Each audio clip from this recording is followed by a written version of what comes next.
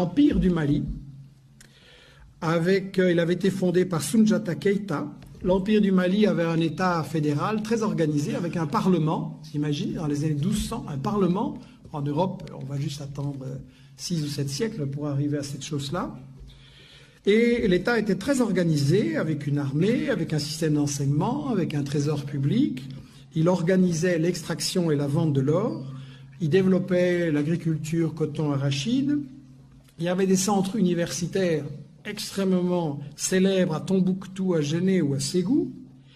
Et un des successeurs de Keïta, Boubacar II, 2 siècles avant Christophe Colomb, a lancé 2 expéditions maritimes pour découvrir l'Amérique.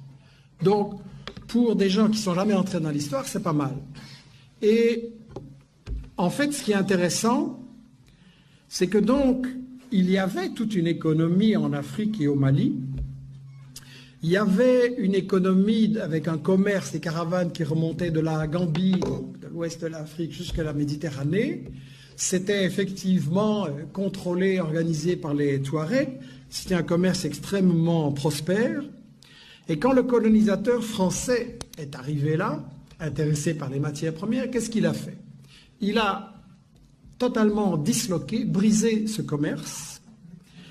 Pour gérer le commerce et l'économie, il a importé des Libanais et des Grecs. Et ensuite, la grande démocratie française, qu'est-ce qu'elle a fait? Elle a assassiné des milliers de professeurs de langue arabe. Pourquoi?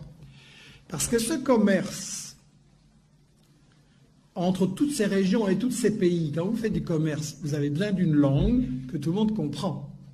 Aujourd'hui, c'est l'anglais. Vous voulez faire du commerce, c'est l'anglais. Et à ce moment-là, c'était l'arabe. Et donc, si on voulait détruire ce commerce et que tout soit pour l'exportation vers la France, on a massacré des milliers de professeurs d'arabe à l'époque.